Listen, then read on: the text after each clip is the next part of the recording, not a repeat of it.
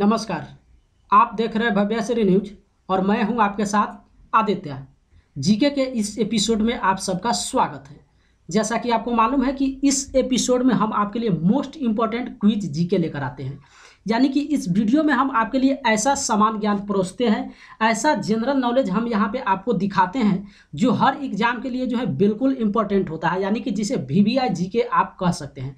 चाहे आप इस समय में केबीसी की तैयारी कर रहे हैं या फिर किसी भी आप अदर कंपटीशन की तैयारी कर रहे हैं, हर एग्जाम के लिए जो है बिल्कुल मोस्ट इम्पोर्टेंट जीके आपको यहाँ पे देखने को मिलेगा। साथ ही इस वीडियो में हम आपको जीके के साथ में यानी कि जितना क्वेश्चन हम आपको दिखाते हैं उसके हर एक्स्ट्रा फैक्ट को जो है सोल्व भी करते हैं।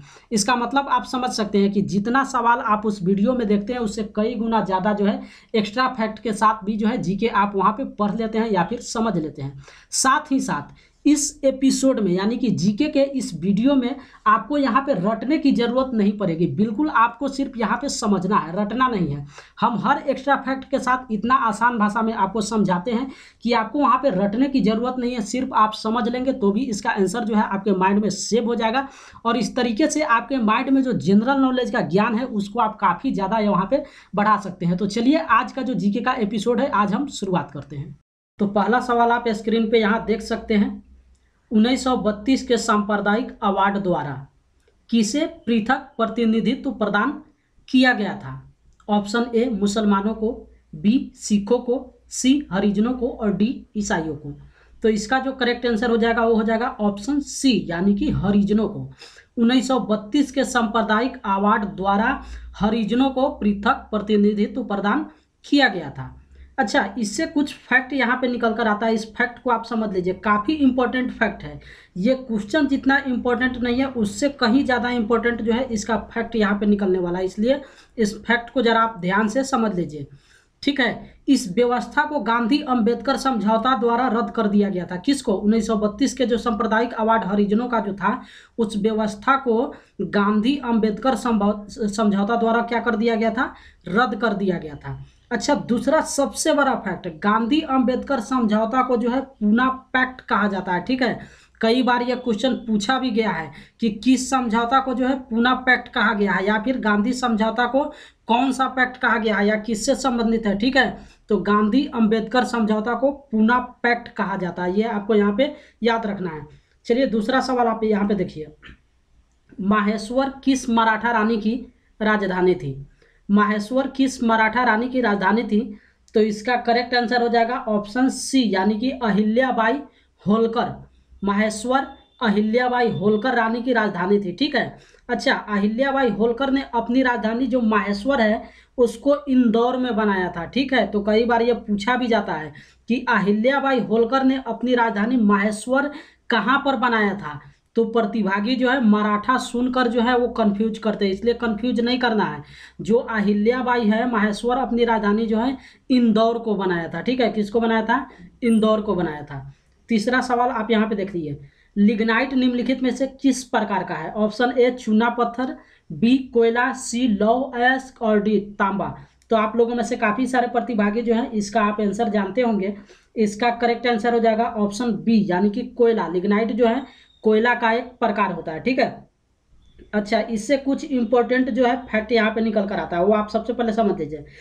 जो कोयला का प्रकार होता है उसमें कुछ प्रकार है, सबसे पहले वो प्रकार आप समझिए। तो एंथ्रासाइट, बिटुमिनस, पीट एवं लिग्नाइट। ठीक है, इसको चाहे तो आप लिख भी सकते हैं। कौन कौन सा?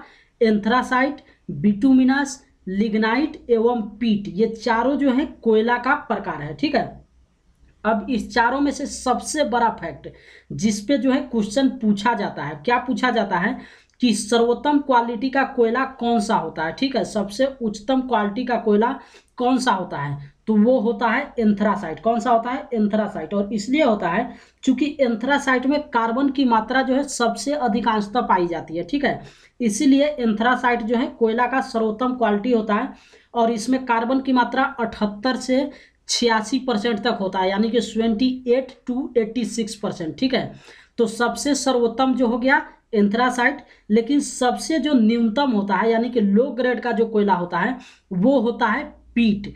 इसलिए दो फैक्ट तो आपको यहाँ पे याद ही रखना है। पहला कि सर्वोत्तम क्वालिटी का कोयला कौन सा होता है, एंथ्रासाइट, और निम्नतम क्वालिटी का कोयला कौन सा होता है, तो पीट। और जैसा कि हम 4 आपको बताए कोयला का प्रकार कौन कौन सा होता है, तो 4 बताए। तो इस तरीके से इसका ऑप्शन का आंसर क्या हो जाएगा, बी। चलिए यहाँ पे चौथा सवाल देखिए, दावनगेरे निम्नलिखित में से किसके लिए प्रसिद्ध है, तो इसका करेक्ट आंसर हो जाएगा ऑप्शन सी, यानी कि सूती वस्त्र। दावनगेरे जो है वो सूती वस्त्र के लिए प्रसिद्ध है, और ये जो दावनगेरे है वो महाराष्ट्र में स्थित है। कहाँ पे स्थित है, महाराष्ट्र में स्थित है। चलिए यहाँ पे 5वां सवाल आप देखिए, ग्रीष्म काल में हमें सफेद वस्त्र धारण करने की सलाह दी जाती है, ऐसा क्यों, क्या इसका लॉजिक है। ऑप्शन ए, भद्र दिखते हैं इसलिए, बी, दूर से दिखाई देता है इसलिए, या फिर सी, ताप का अवशोषण कम करता है, और डी, एक परंपरा है सिर्फ इसलिए। तो इसका करेक्ट आंसर हो जाएगा ऑप्शन सी, यानी कि ताप का अवशोषण कम करता है। ठीक है, जो सफेद कलर होता है वो ताप का अवशोषण कम करता है तथा ताप को परावर्तित कर देता है, इसीलिए ग्रीष्म काल में यानी कि गर्मी के महीने में सफेद वस्त्र धारण करने की सलाह दी जाती है। चलिए यहाँ पे 6ठा सवाल देखिए, पहाड़ों पर पानी निम्नलिखित तापमान पर उबलने लगता है, कितने तापमान पर पहाड़ों पर जो है पानी उबलने लगता है, तो इसका ऑप्शन देखिए, 100 डिग्री सेल्सियस से कम, बी 100 डिग्री सेल्सियस से अधिक, सी 100 डिग्री सेल्सियस, या फिर डी इनमें से कोई नहीं। तो इसका करेक्ट आंसर हो जाएगा ऑप्शन ए, यानी कि 100 डिग्री सेल्सियस से कम तापमान पर पहाड़ों पर पानी उबलने लगता है। ऐसा क्यों है, क्योंकि पहाड़ों पर जो दाब होता है वो कम हो जाता है। ठीक है, दाब जो है पहाड़ों पर क्या होता है, कम होता है, इसीलिए जो पानी है वहाँ पे 100 डिग्री सेल्सियस से भी कम पर क्या हो जाता है, उबलने लगता है। अच्छा, एक और फैक्ट आप समझ लीजिए, दाब कम कब होता है, जब वायु का जो मात्रा है वो धीरे धीरे कम होता चला जाता है। इसका मतलब आप समझ सकते हैं, अगर पृथ्वी से जैसे जैसे आप ऊपर की ओर बढ़ेंगे वायु का जो मात्रा है वो कम होता चले जाएगा, और उसी तरीके से दाब भी जो है कम होता चला जाता है। चलिए यहाँ पे 7वां सवाल देखिए, भारत के प्रथम चुनाव आयुक्त कौन थे, भारत के प्रथम चुनाव आयुक्त कौन थे, काफी इंपॉर्टेंट ये क्विज जीके है। 4 ऑप्शन यहाँ पे आप देख सकते हैं, और इसका जो करेक्ट आंसर हो जाएगा ऑप्शन बी, यानी कि सुकुमार सेन। सुकुमार सेन जो थे भारत के प्रथम चुनाव आयुक्त थे। ठीक है, और इनका जो कार्यकाल है 21 मार्च 1950 से 19 सितंबर 1958 तक था। कब से कब तक था, 1950 से 1958 तक। चलिए यहाँ पे आप 8वां सवाल देखिए, निम्न में से कौन यूएनओ का मुख्य अंग नहीं है, निम्न में से कौन यूएनओ का मुख्य अंग नहीं है। तो सबसे पहले यूएनओ आप समझ लीजिए कि क्या होता है, यूनाइटेड नेशन ऑर्गेनाइजेशन। ठीक है, संयुक्त राष्ट्र संगठन, संयुक्त राष्ट्र संगठन। तो यूएनओ का फुल फॉर्म क्या हो जाता है, यूनाइटेड नेशन ऑर्गेनाइजेशन। तो यहाँ पे 4 ऑप्शन है, इस चारों में से आपको बताना है कि यूएनओ का अंग कौन सा नहीं है। तो इसका करेक्ट आंसर हो जाएगा ऑप्शन डी, यानी कि विश्व स्वास्थ्य संगठन, WHO, वर्ल्ड हेल्थ ऑर्गेनाइजेशन। ठीक है, विश्व स्वास्थ्य संगठन जो है वो यूएनओ का अंग नहीं है।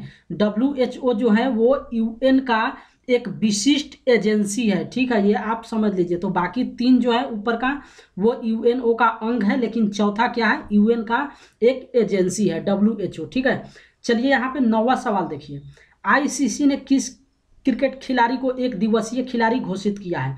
यहाँ पे क्रिकेट नहीं लिखा हुआ है तो भी प्रश्न पे कोई इफेक्ट नहीं है।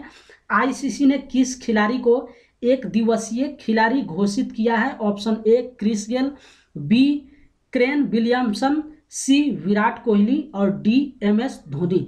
तो इसका जो करेक्ट आंसर हो जाएगा ऑप्शन सी, यानी कि विराट कोहली। आईसीसी के द्वारा जो है 2018 को, ठीक है, कब है, 2018 के वार्षिक आईसीसी अवार्ड में विराट कोहली को ODI player of the year के खिताब से नवाजा गया है। तो जो हम यहाँ पे फैक्ट बता रहे हैं, फैक्ट को आप ध्यान से सुनिए, क्वेश्चन तो इंपॉर्टेंट है ही, साथ में इसका जो फैक्ट बता रहे हैं फैक्ट भी कई गुना ज़्यादा यहाँ पे इंपॉर्टेंट है। देखिए फैक्ट क्या है, 2018 के वार्षिक आईसीसी अवार्ड में विराट कोहली को ODI player of the year के खिताब से नवाजा गया है। तो कई बार आपसे पूछा भी जा सकता है कि आईसीसी के द्वारा ODI player of the year के खिताब से किसे नवाजा गया है, तो वो है विराट कोहली। चलिए 10वां सवाल देखिए, और इस वीडियो का क्या है, आखिरी सवाल। एक टेस्ट में एक पारी में सभी 10 विकेट लेने वाले प्रथम गेंदबाज कौन थे? मोस्ट इंपॉर्टेंट क्विज जीके है ये। एक टेस्ट में एक पारी में सभी 10 विकेट लेने वाले प्रथम गेंदबाज कौन थे? तो इसका करेक्ट आंसर हो जाएगा ऑप्शन बी, यानी कि जिम लेकर। ठीक है, जिम लेकर इंग्लैंड के जो है स्पिन गेंदबाज है। ठीक है, कहाँ के हैं? जिम लेकर स्पिन के इंग्लैंड के स्पिन गेंदबाज है और इन्होंने 1956 में जो है ऑस्ट्रेलिया के खिलाफ एक पारी में सभी 10 विकेट लिया था। इसलिए टेस्ट पारी में जो है सभी 10 विकेट लेने वाले प्रथम गेंदबाज कौन हो जाएगा? जिम लेकर। लेकिन इससे सबसे बड़ा फैक्ट, अगर दूसरा गेंदबाज की बात हो, प्रथम तो जिम लेकर हो गया, लेकिन बात अगर आए कि एक टेस्ट में एक पारी में सभी 10 विकेट लेने वाले द्वितीय गेंदबाज कौन थे? तो वो भारत के अनिल कुंबले थे। कौन थे? अनिल कुंबले। और ये कब लिए थे? तो इन्होंने 1999 में फिरोज शाह कोटला मैदान, जो कि दिल्ली में स्थित है, फिरोज शाह कोटला मैदान 1999 में इन्होंने पाकिस्तान के खिलाफ जो है टेस्ट मैच में 10 का 10 विकेट लिया था। तो इस तरीके से यह वीडियो जो है यहीं पे समाप्त होता है। और जैसा कि आपको मालूम है कि हर वीडियो के एपिसोड में, यानी कि हर जीके के एपिसोड में हम दर्शक के लिए आखिरी सवाल देते हैं, जिसका आंसर हम इस वीडियो में आपको नहीं देते हैं। अगर आपको उस सवाल का जवाब मालूम होगा तो आपको क्या करना है, वीडियो के नीचे कमेंट बॉक्स में जाकर आपको क्या कर देना है? पोस्ट कर देना है। तो स्क्रीन पे देखिए, आपके लिए जो सवाल सेलेक्ट किया गया है वो आप देखिए। निम्न में से किस जानवर के साथ मानव टकराव पर राष्ट्रीय पोर्टल सुरक्षा लॉन्च किया गया है? ऑप्शन ए हाथी, बी लोमड़ी, सी शेर और डी बाघ। इन चारों में से जो भी इसका सही जवाब है आपको इस वीडियो के कमेंट बॉक्स में जाकर क्या कर देना है? पोस्ट कर देना है। और साथ ही साथ इस वीडियो को भी आपको क्या करना है? लाइक कर देना है। तो उम्मीद है ये वीडियो आपको पसंद आया होगा। और इस तरीके से आज का जो जीके का एपिसोड है यहीं पे समाप्त होता है।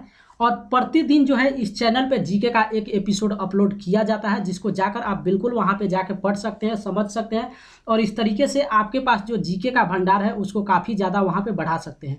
तो आज का एपिसोड यहीं पे समाप्त होता है और फिर मिलते हैं आपके साथ नए एपिसोड में, नए बिल्कुल VVI यानी कि इंपॉर्टेंट क्विज जीके के साथ में।